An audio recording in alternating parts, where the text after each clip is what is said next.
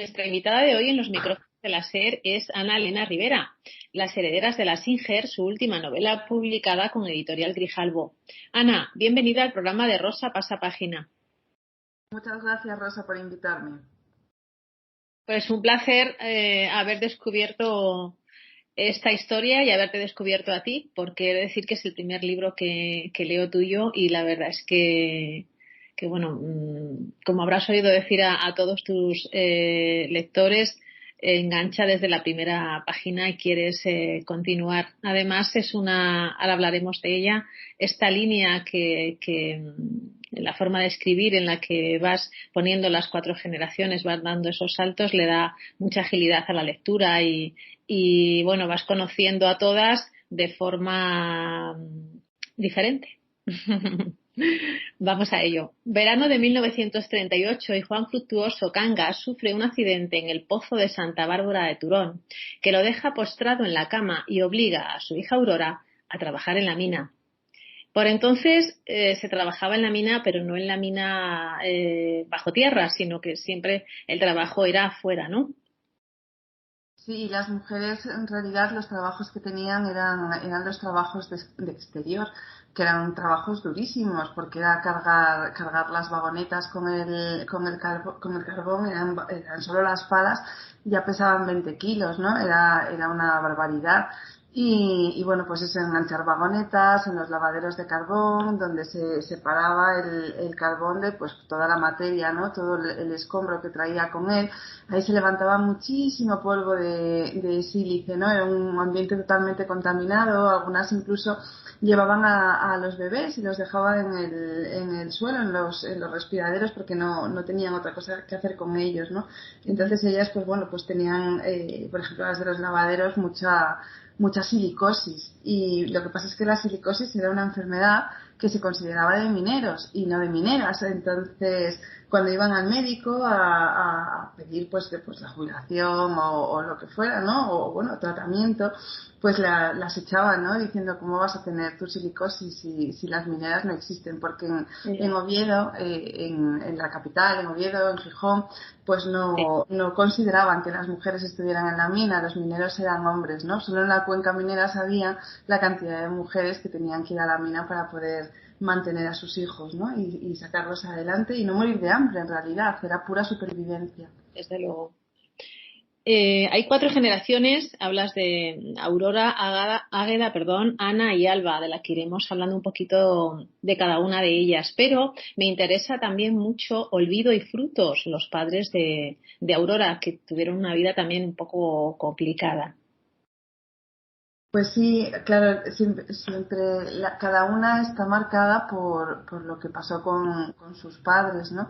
Y la primera generación no podía ser distinta, claro, no puede seguir y seguir y seguir, pero es verdad que los padres de la primera realmente son los que los que forjan su carácter, ¿no? Pues en una época en la que bueno, Aurora nace en 1922, ¿no? Pues en 1920, cuando se casan estos dos, pues tan jóvenes, pues él ya está en la mina y es pues un hombre de la época, ¿no? De esos que su padre lo estrenó llevándolo a un prostíbulo y que empezó a beber con él cuando Frutos era solamente un crío. Y Olvido, una mujer pues que nace en el campo con la dureza de la vida en el campo en ese momento y bueno, pues se enamora con 19 años de este hombre que la lleva a Turón, ¿no? Que para Turón en aquel momento pues era una zona minera próspera y aunque era un pueblo nada tenía que ver con la aldea del campo donde ella vive, ¿no? Y bueno, pues luego según van pasando los años, pues cada uno se va encontrando con sus demonios que marcan a su hija, sobre todo los demonios de su padre, ¿no? Y bueno, esa es la historia de Olvido y Frutos, una historia pues dura como era la vida en aquel momento y como tantas cosas que sucedían, ¿no? Y que se daban por normales hace un siglo dentro de las casas, porque antes lo que pasaba dentro de una casa se quedaba allí, nadie tenía autoridad para entrar, ni siquiera las propias las propias autoridades. Incluso, aunque todos los vecinos sabían lo que sucedía, ¿no? En las casas de los demás, sabían en qué casa había un maltratador, sabían en qué casa se producían abusos, pero al final era la ley del silencio en ese sentido, ¿no? Es una vez que se cerraban las puertas, cada casa era un mundo. Y cada uno que tuviera, que se defendiera y aprendiera a sobrevivir en cada, como bien dices, en las dificultades de cada casa y de cada familia.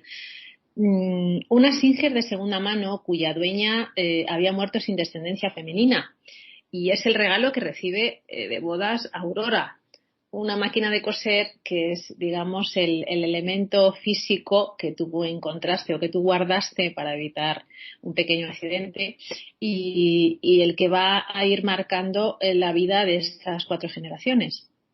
Sí, en aquel momento cuando ella se casa en 1941, ¿no? Pero vamos, ya desde que llegaron las máquinas era el regalo de bodas más cotizado para las mujeres, porque bueno, suponía por un lado un ahorro de trabajo muy importante, porque tenemos que pensar que en aquel momento en la mayoría de las familias la confección de la ropa estaba a cargo de las mujeres, de la familia, no había, el prêt-à-porter llegó mucho después, ¿no? Y solamente pues las familias ricas pues contrataban, bueno, ricas, sí, compraban a la alta costura, que era lo único que había disponible, y las familias pudientes, ¿no? Pues contrataban modistas. El resto de las familias lo hacía la mujer. Entonces la Singer suponía para ellas, por un lado, el ahorro del tiempo de trabajo, y por otro lado es el primer instrumento, para mí el más revolucionario, ¿no? En la vida de la mujer, porque les empieza a permitir por primera vez tener una cierta independencia económica. Por un lado, bueno, pues podían hacer arreglillos o lo que fuera para tener un extra, ¿no? A la economía familiar. Pero para otras muchas, como es el caso de Aurora, supone en la posguerra y más adelante el poder sacar adelante a los hijos. Hay que pensar que en ese momento muchas mujeres quedan viudas, ¿no? Y quedan sin nada, sobre todo las del bando perdedor, no tienen pensión, no tienen absolutamente nada, al contrario. Y supone un trabajo que ellas pueden hacer, ¿no? El hecho de ser costureras, de ser modistas, y que además en un momento en el que a la mujer se le relega solamente al papel del hogar, ¿no? La foto de la mujer arreglada cuando llega el hombre con los niños preciosos y perfectos y poniéndole las zapatillas y haciéndole la cena, ¿no? Que era lo que se vendía en ese momento, pero la realidad no era esa. La realidad es que había mujeres que tenían que sacarlos adelante solas, y este trabajo era un trabajo socialmente aceptado porque se hacía desde el hogar, que era pues bueno, pues donde el lugar que en ese momento la sociedad o el régimen le asigna a la mujer como propio, ¿no? Entonces, bueno, supuso una revolución que yo creo que ni la lavadora, ¿no? que vino tiempo después supuso ni mucho menos lo mismo, y eso que fue un gran paso también para la liberación femenina. Efectivamente era un extra, ¿no? En la economía familiar, y también digamos que era una forma de tener, yo lo he oído comentar no sé, pues a mi abuela, teníamos nuestro dinerillo, no me acuerdo bien de la palabra, pero era se quedaba con una parte mínima, pero era un dinero que tenía ella y que no tenía por qué contar a su marido que estaba ahí, que lo tenía. Sus sisas, las sisas, eso era lo que se quedaba. Sí, porque además el sueldo del marido siempre se dividía en partes, ¿no? Lo cual no quiere decir que en esa división la parte más generosa fuera para la mujer, que a fin de cuentas lo que tenía que hacer era administrarla para la economía familiar, para alimentar la familia, para ropas, calzado, etcétera, y una buena parte se quedaba el marido. Luego, bueno, claro, esto depende de de cada casa, ¿no? O sea, normalmente, claro, cuando cuentas una novela, cuentas una historia, sueles tender a los casos más significativos, ¿no? Pues eso, donde hay un maltrato, donde hay un marido, pues que es un déspota, un marido que no se hace cargo de la familia. Bueno, pues vas a esos casos. Yo creo que la mayoría de las familias, ¿no? Pues bueno, tendrían sus problemas, pero bueno, pues eran parejas que intentaban salir adelante lo mejor posible, ¿no? No es que lo general fuera que eso ocurriera, ¿no? Aunque sí que es verdad que los abusos eran mucho más frecuentes porque eran mucho más tolerados por la sociedad, incluso aparecían en la publicidad, ¿no? La violencia contra la mujer como algo normal. Y lo mismo ocurría con el dinero. Pues había, por ejemplo, en la Cuenca Minera, que es donde empieza la novela, y en otros muchos sitios, ¿no? Pues se debía mucho. Es una época en la que los trabajos eran muy duros, la vida era muy dura y los hombres se refugiaban en el alcohol. Digo los hombres porque las mujeres no entraban a los bares, no tenían el acceso permitido, ¿no? Entonces, en el caso concreto de la mina, era muy típico lo de los viernes, cuando era el día de cobro del jornal, que hubiera mujeres que tenían que ir a coger el jornal antes de que el marido se lo gastara en vino y putas, ¿no? Porque luego estaba allí, o sea, también eso era normal, ¿no? Lo de las prostitutas. Y había incluso capataces que, ya sabiendo pues que era pues algún hombre totalmente alcoholizado, que sabía que si le daba el jornal ya al día siguiente no iba a haber nada para dar a la familia y para que los niños comieran esa semana, que directamente le daba el jornal a la mujer en mano y no se lo daba al hombre, ¿no? Entonces esos son casos reales y casos frecuentes, pero luego también había otros muchos que no eran así y que entregaban el sueldo prácticamente íntegro. Sí. Había imperativos que debía cumplir la mujer, ¿no? Como era ver, oír y callar, que, bueno, exactamente quieren decir eso. Pues ver y callar, porque además es que no podían hacer otra cosa. O sea, estamos hablando de una época, una época que dura hasta el año 81, a lo tonto, por lo menos en cuanto al marco legal. Sí. Una época en la que la mujer es menor de edad.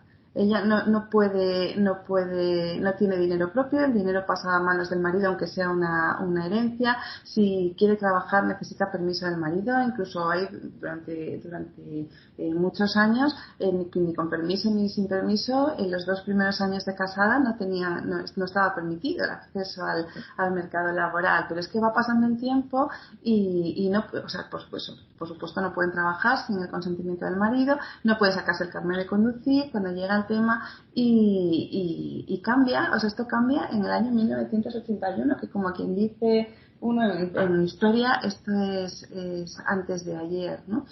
Entonces, en esa situación y en un momento en que además también hay un delito de abandono del hogar, ¿no? Que no existe el divorcio y si se van, pues terminan en la cárcel. Pues con estas circunstancias no queda otra, ver y callar, porque es que no hay solución, ese era el problema, ¿no? Por eso lo de contarlo, por eso las que sufrían abusos o las que sus hijas sufrían abusos, o es que no podían hacer nada, ¿no? Por eso cuando me preguntas antes por frutos y por olvido por los padres de la primera generación, es que no hay salida para ellas, no hay salida porque legalmente tienen todas las puertas cerradas. Por eso tampoco los vecinos no se metían en lo que pasaba en casa ajena, porque lo único que les quedaba era aguantar. Hay una frase en el libro, no es ningún spoiler, porque es un personaje que aparece y desaparece y ya está, ni siquiera tiene nombre, creo recordar, que en un momento determinado le dice, pues eso, en plena posguerra, a la primera protagonista, que todos los hombres pegan, ¿no? Lo que pasa que las otras mujeres no lo dicen. Entonces, esto es real. Esto es una frase que una vecina de mi abuela le decía a mi abuela. Yo no conocí ni a mi abuela ni a la vecina, ¿no? Pero mi madre estaba súper impactada siempre con eso, porque mi abuela, que parece ser que era una mujer de estas de armas tomar, con mucho carácter, intentaba convencer a la vecina de que claro que no era así, ¿no? Que claro que todos los hombres no pegaban. A esta parece ser que le metía unas palizas impresionantes, ¿no? El marido. Y yo siempre escuché esta historia en boca de mi madre y de mi tía, pero hasta que no escribí la novela no me di cuenta del drama que había detrás. Claro, por supuesto que había un maltrato, pero no es que la mujer fuera una ingenua, es que esa mujer no tenía ninguna posibilidad de librarse del marido, o lo mataba o lo aguantaba.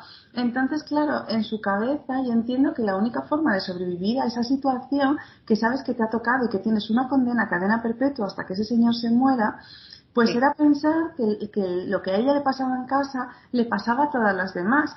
pero que las otras no lo contaban. Porque si para encima tenía que pensar que no, que en las de los demás no era así y que solamente le ocurría a ella, o sea, es que se tenía vamos, que querer morir, ¿no? Entonces, claro, al escribir la novela me di cuenta de ese drama. ¿Y qué le quedaba a esa? Ver, oír y callar y pensar que en todos los sitios pasaba lo mismo. Sí, había mucho miedo social, miedo a la represión a lo largo de la historia, de tu historia, y miedo también al propio entorno familiar. Se vivía, pues eso, con miedo. Y lo que acabas de decir, tampoco se podía hacer nada, o sea, era lo que les había tocado y punto. Miedo en casa y miedo fuera, por supuesto, porque Miedo estamos fuera. hablando de una Claro. posguerra como una represión durísima en todos los sitios. Aquí en concreto la posguerra se ve en la cuenca minera, que es una de las zonas pues más reprimidas, ¿no? Bueno, pues porque ya había pasado la revolución del 34, porque era una zona especialmente conflictiva, más sindicalizada. Y bueno, de hecho allí se mandaron tropas que no se mandaron a ningún sitio, ¿no? Los famosos que aparecen en la novela, lo que allí les llamaban los moros, ¿no? Que eran los regulares africanos que trajo Franco, precisamente con la promesa de oro y mujeres blancas, ¿no? Decía uno de los supervivientes de estos soldados regulares, ya mayor, en un reportaje, en un documental de Radio Televisión Española, que ellos decían que a ellos les habían engañado, ¿no? Porque les habían prometido eso y luego, y una vez que terminó tal, pues que los largaron y malvivían, ¿no? Y claro, y ellos era lo que creían que pasaba, ¿no? Entonces cruzarse a estos hombres era terrible, porque es que realmente, o sea, ellos consideraban que tenían derecho sobre cualquier mujer que se cruzara en un camino, eso por no hablar de los sádicos y los sanguinarios que eran. Pero luego no solamente eran ellos, ¿no? Las torturas no eran solamente los regulares africanos, ni muchísimo menos. Las torturas ocurrían en los cuarteles de la Guardia Civil, más tarde en la política social, en las comisarías, en todos los sitios, ¿no? Entonces, con ese miedo fuera y a los que les tocaba el miedo dentro, o a las que les tocaba el miedo dentro de casa, o sea, la vida era eso, ver y callar, porque cualquier cosa que dijeras, las paredes podían escucharla. Desde luego. Hay un personaje que me encanta, que está fuera de estas cuatro mujeres, que es Ramona Uh-huh. Fiero, una mujer viuda, pero bueno, con muchísima fuerza, no solamente física, sino también moral, ¿no?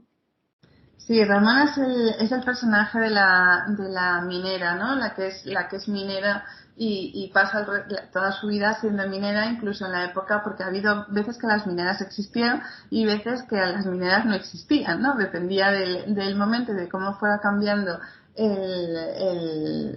quien manejaba las riendas del país cambiaba. Sí que hay una parte que se supone que no existían, que era dentro, que tampoco es cierto, porque durante la guerra civil pues había mujeres que tenían que bajar a la mina porque hacía falta mucho carbón y no había hombres para sacarlo, ¿no?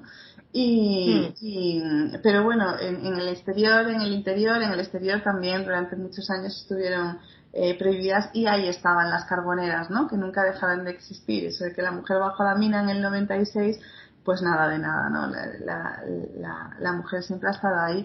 Y Ramona es una mujer tremendamente independiente que ha vivido pues en uno de estos matrimonios, ¿no? Que el hombre pues que le tenía un miedo al padre terrible, que además la madre se divorcia cuando en la República se legaliza el divorcio y después cuando termina la guerra pues la obligan a volver a vivir con el marido porque los divorcios se ilegalizan, ¿no? Y ella no quiere ver a los hombres para nada, es un carácter además muy fuerte, una mujer que es además muy bruta porque es una mujer muy grande, ¿no? Y muy áspera, ¿no? Cara afuera y a la vez tiene un corazón enorme, ¿no? Y se convierte en la mejor amiga de la primera generación y tienen entre ellas una relación pues muy especial, ¿no? Desde esa aspereza, desde ese también ver y oír y callar, de solamente decir lo mínimo, pero siempre con esa solidaridad que tienen entre ellas dos, ¿no?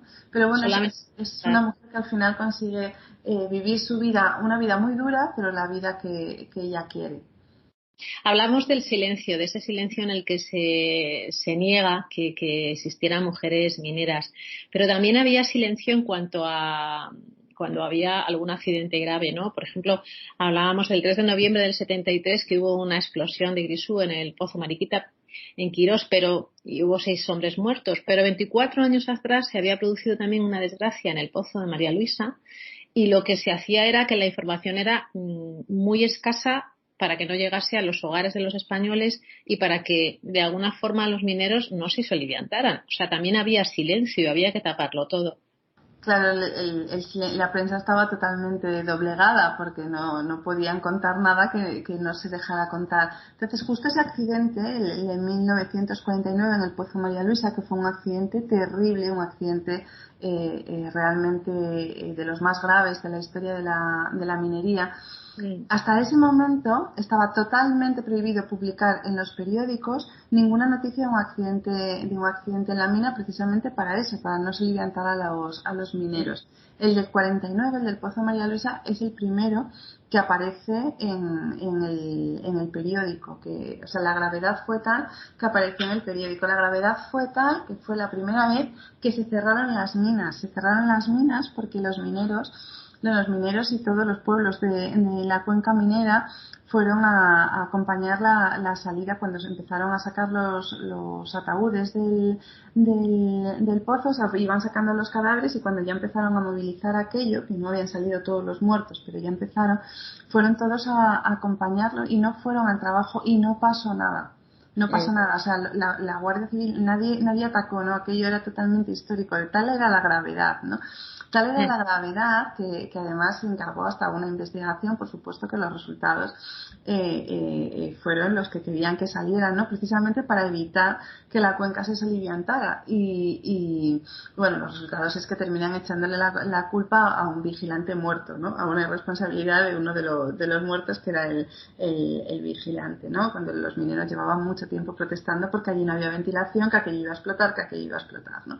Y bueno, y efectivamente ese silencio se producía porque las noticias eran pero eso pasa yo creo que en cualquier dictadura, ¿no? Una vez que el gobierno controla la prensa, en la prensa y en los medios de comunicación se dice lo que el gobierno dice que tienen que decir, que no hay libertad de expresión, no hay libertad de información y al final esa es la forma, ¿no? Si haces esto durante décadas y décadas, de lavar el cerebro a gran parte de la sociedad, ¿no? Porque a base de repetir lo mismo mucha gente pues termina creyendo, ¿no? Que eso tiene que ser así y sobre todo lo niegas, ¿no? Si tú silencias algo, después de muchos años silenciado, simplemente no existe.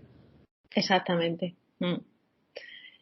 Hablas, como decíamos al principio, son 4 generaciones de mujeres, con lo que, aparte de moverte por Asturias, Sevilla, Madrid, cuentas la historia prácticamente en el último siglo. Águeda nació en una época bastante difícil, en la época de posguerra, en la que su madre se volcaba en esa máquina Singer con tanta fuerza que quizás fuera la única manera de olvidar lo que estaba ocurriendo o de ignorar lo que estaba ocurriendo a su alrededor. Sí, la madre es una mujer que lo último que quiere en la vida es tener hijos, ¿no? Eso es lo primero. Y entonces se encuentra de repente en la posguerra, se encuentra ella sola tirando de tres críos que ha tenido porque los ha tenido que tener, o sea, sin, y de hecho es una madre bastante nefasta, ¿no? Salvo por lo menos en cuanto a cariño, porque lo que sí que es cierto es que trabaja como una mula para alimentarlos. Pero corazón tiene poquito. También es verdad bueno, pues que en el momento había mucho más dureza, ¿no? Con los niños. No se criaba a los hijos como se crían ahora, ¿no? Y tampoco tenían la posibilidad, pero también culturalmente la maternidad y la paternidad era muy diferente. Y luego la primera generación es una mujer, pues que otra de las cosas que la marca es que es una mujer muy guapa, ¿no? Es una mujer de bandera, ¿no? Y eso, o sea, la machaca por un lado, ¿no? Por el efecto que tienen los hombres y por otro lado también ella lo utiliza en la medida que puede, ¿no? Para obtener lo que necesita de los hombres que se lo pueden conseguir ya que ella no puede, ¿no? Y la hija es todo lo contrario. contrario, ¿no? Y la hija, pues lo que no, sin tener ningún arma, ¿no? Ni sin ser especialmente guapa ni ser especialmente nada, se pasa la vida intentando pasar desapercibida, ¿no? Para que el mundo no la golpee, igual que pasa desapercibida cuando es niña, para que su madre no se cabree con ella, ¿no? Y así, de poco a poco, al final ella es una mujer también muy luchadora, ¿no? Pues diferente a la madre es pura explosión, pues se pone el mundo por montera, y en cambio la hija va a ir poco a poco sacando lo mejor de cada situación que le trae la vida, ¿no? Es una experta en sacar lo bueno de todo lo que le ocurre, ¿no? E incluso, bueno, pues tiene pues de un matrimonio peculiar, ¿no? Pues consigue ser feliz, ¿no? Es una mujer que busca la felicidad debajo de las piedras, y a mí es un personaje que me gusta mucho. Siendo un personaje más discreto, es un personaje que me encanta, esa positividad, esa capacidad, ¿no? de vivir la vida tal como es, y con las circunstancias que se encuentra en el camino, y que no puede hacer nada por evitarlas, simplemente aceptarlas y seguir adelante. Una máquina de coser que, aparte bueno, esa especie de reunión, no solamente lo que formaba parte de la modista, de las aprendizas y de las vecinas, que tenían siempre una labor entre manos, porque el ocio, tal y como lo entendemos ahora, era continuar haciendo siempre una labor, ya fuera de ganchillo, ya fuera coser la ropa. Y en esa reunión, digamos, es verdad que lo que ocurría en tu casa se quedaba de puertas para adentro, pero era, digamos, lo más parecido a una reunión de sociedad. Sí, las mujeres sentándose a coser, vamos, eso efectivamente era el momento en el que ellas podían hablar, y podían hablar además sin hombres, y poder hablar de sus cosas, ¿no? Y además eso ocurría a lo largo de todo, vamos, a lo largo, por toda España, porque, bueno, yo con esta novela pues llevo recorrida las tres cuartas partes de España, y en todos los sitios sucedía lo mismo. Lo único que pues en Asturias solía ser en la cocina, ¿no? Al lado de la cocina de carbón, que era el sitio más caliente de la casa. Eran unas cocinas enormes, además, la típica casa de allí. Y en Córdoba se reunían en los patios a la sombra de los limoneros, ¿no? Pero la gente te cuenta es que era exactamente igual, ¿no? Mientras los hombres estaban en el bar. El ocio no existía. Para la mujer el ocio no existía. Era trabajo y trabajo continuo, ¿no? Luego ya, bueno, pues que sí, los domingos, pero ni siquiera, ¿no? Cuando había una reunión familiar, la mujer era la que cocinaba, la que fregaba los platos. O sea, nunca, si ya cuando empiezan las vacaciones, lo mismo, se trasladaban el trabajo en realidad a la playa, donde fuera. Esto mucho más adelante, porque seguían siendo ellas las que limpiaban el apartamento, las que cocinaban, y todo, ¿no? El ocio femenino a día de hoy sigue siendo los tiempos no lo digo yo, no lo dicen las estadísticas, los tiempos de ocio de la mujer son mucho menores que los del hombre. Pero aún así, o sea, es como un invento social reciente. Antes para la mujer no había ocio, porque coser la ropa de la familia era una tarea más. No era, por mucho que fuera más agradable que otras tareas, era una tarea y una obligación. Si hay obligación, no hay ocio. No hay ocio, efectivamente. La complicidad que hay entre Aurora, entre la bisabuela y Alba, y bueno, y esta máquina de coser, que es testigo de un terrible secreto que desde luego no vamos a decir absolutamente nada para no desvelarlo, y para que, bueno, pues para que el lector se adentre en las páginas. Pero creo que es muy bonita esa relación, esa, como digo, complicidad que hay en los dos extremos, ¿no? Sí, de ahí además el hecho de que la novela vaya saltando en el tiempo, porque era la única forma de mostrar a las cuatro mujeres que la protagonizan como verdaderas protagonistas, ¿no? Si no la última, que claro, nace ya en 1995, hubiera salido al final. Y esa relación yo no sé si es bonita, pero desde luego es una relación muy intensa y muy interesante. Sí que tiene puntos muy bonitos, pero ahí hay un choque entre estas dos generaciones, ¿no? Entre la primera y la cuarta, Rosa, porque además son dos mujeres que se parecen muchísimo, muchísimo en cuanto a carácter, ¿no? Y las dos son pues muy luchadoras, muy supervivientes y muy pues tipo Panzer, ¿no? Pues arraso con lo que se me ponga por delante. Lo que pasa es que con la diferencia que una nace en eso, en la cuenca minera, tiene que luchar por sobrevivir y además pues vive su juventud en plena posguerra, en tiempo de escasez, en tiempo de represión, y la otra nace en 1995, cuando ya las cosas han cambiado mucho para las mujeres, y lo hace además en una familia muy, muy acomodada, o sea, una familia rica, y es muy joven, ¿no? Entonces, como yo creo que como todas, cuando hemos sido jóvenes, o como todos, hemos pensado que todas las generaciones de antes no habían hecho nada, ¿no? Y que hemos venido nosotras a cambiar el mundo, ¿no? No entendemos en ese momento que somos el producto de la lucha de las generaciones anteriores, ¿no? Y de hecho ella mira que con ojos muy críticos a su madre, a su abuela y a su bisabuela, ¿no? Y incluso a la máquina de coser, que la ve como un símbolo de represión femenina, ¿no? De pues eso de cuando las mujeres estaban atadas a la máquina de coser como una de las tareas más que tenían asignadas.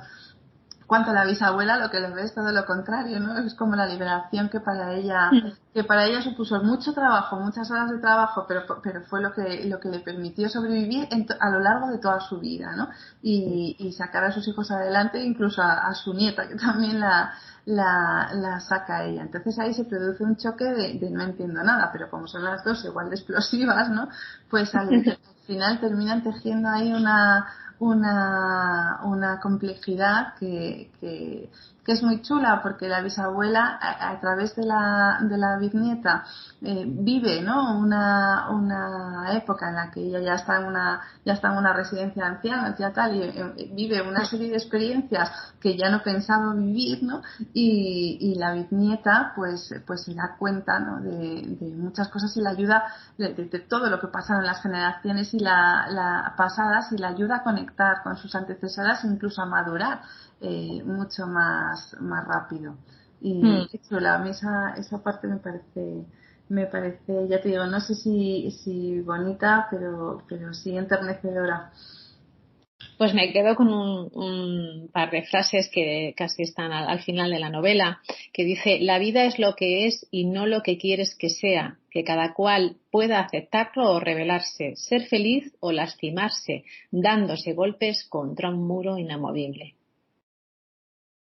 Uh-huh. La vida ha cambiado bastante. Hemos conseguido que ese muro se abra un poco. Queda mucho por hacer, pero creo que sí que se ha abierto un poquito.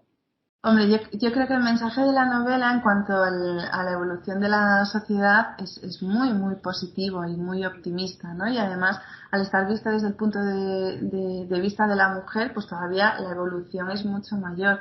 Y eso no quiere decir que no queden cosas por hacer, que también aparecen en la novela, ¿no? En las últimas páginas. Pero bueno, yo creo que estos 80 años que recorre la novela, estas 8 décadas, se ha avanzado más que en 8 siglos anteriores, ¿no? Socialmente hablando y en nuestra sociedad, porque luego en el mundo hay de todo. Pero en nuestra sociedad, en la que vivimos nosotros, yo creo que podemos estar contentos y seguir trabajando para que las siguientes generaciones puedan mirar hacia atrás y decir lo mismo, ¿no? En cuánto hemos evolucionado mejor en las últimas décadas. Sí, es verdad. Pues un placer, Ana. Como te decía al principio, Las herederas de la Singer es una historia, como acabas de decir, de 80 años, de una evolución tremenda, sobre todo de 4 mujeres muy fuertes, y bueno, pues me ha encantado hablar contigo y disfrutar de esta historia. Muchísimas gracias, Rosa. Gracias a ti. Un abrazo.